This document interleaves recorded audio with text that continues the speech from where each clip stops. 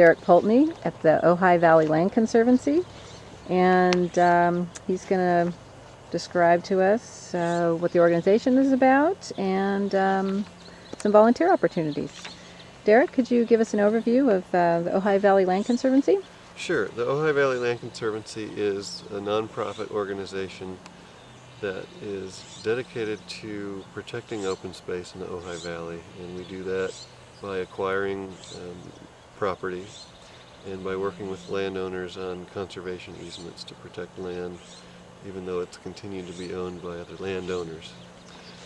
And I manage the ecological restoration program here, or at least a portion, and that entails taking a property that we've acquired and restoring it back to the natural habitat that existed before man started altering it. Okay.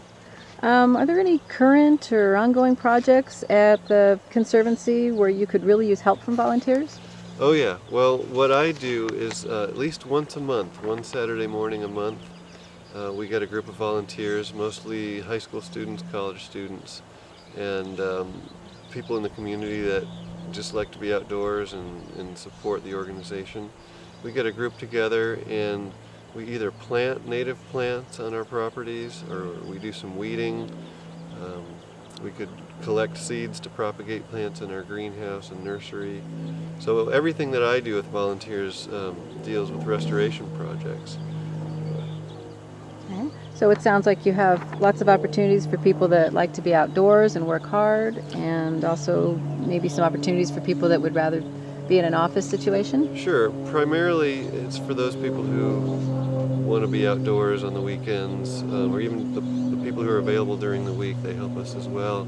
We have a few office opportunities. We always have needs for various tasks in the office, but mostly our volunteer program is to utilize the outdoors.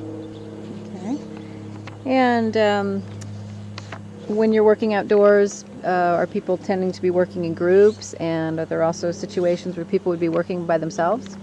Occasionally volunteers work by themselves. I get them going on an independent task, but normally we work in groups together. That makes our work out in the field a little bit more efficient, a little bit more fun. So I would say primarily it's not a group project. I mean, everybody does their own individual part, but working in groups is normally the most comfortable way to go. Okay.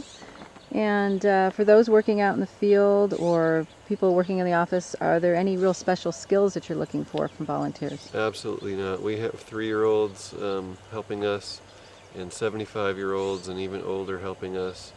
And it's funny, some of the younger kids and even the toddlers, compared to some of the high school students I work with, not all of them, but the little kids actually work harder. It's kind of funny. I'm just challenging the high school kids here. So. Okay. What kind of time commitment do you usually expect from your volunteers? It sounds like some projects are on set days, maybe set hours. Is it really imperative that they work on a project from the start of a project to finish, or can they just join in and put in hours from here to there? It's just completely random. They don't need to be part of a project from the beginning. Normally we work for a couple hours at a time, and it's on a particular task for that day. The easiest way to go about this is we have an email list, a volunteer email list. You get on that list, and in addition to the once a month volunteer days on Saturday mornings, when we have specific volunteer needs, we email out various email alerts or notices saying here's an opportunity if you need some service learning hours or if you'd like to get out and help us. We do it all via email. So the first step is to get on the list and contact either me or a few of the others in the organization that run their own little volunteer days. Okay. When people do go out to the job sites, do they need to bring any of their own equipment, shovels or things like that? And do they need to provide their own transportation there to the different sites? The transportation is key. We only have one vehicle for all of our staff here, and that's normally filled with the tools that I need to supply to the volunteers. As long as you can get there 90% of the time, we will have everything you need there. I mean, as far as sunscreen and maybe a bottle of water, that would be handy to bring. Everything else we would supply. And if there's specific needs, we would say that in the email. If you can, bring work gloves, or this and that. But normally, just come and we'll get you out working. Okay. So what's the best way to contact you and your organization when if people are interested in volunteering for Ojai Valley Land Conservancy? I would say we have a general OVLC email that goes to all staff, and that's ovlc.org, or it's ovlc@ovlc.org. That's the first way to get through, and then from there we will channel your particular request appropriately, whether you want to work in the office or out in the field, and then we'll even filter it down if you want to work in a particular preserve. We have 5 of them. We have 2 restoration project managers, and then we usually have 2 people helping volunteers out in the office.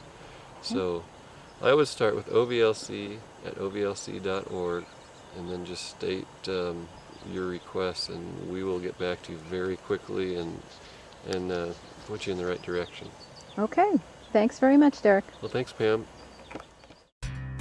For more information on volunteering with the Ojai Valley Land Conservancy, please email them at ovlc@ovlc.org.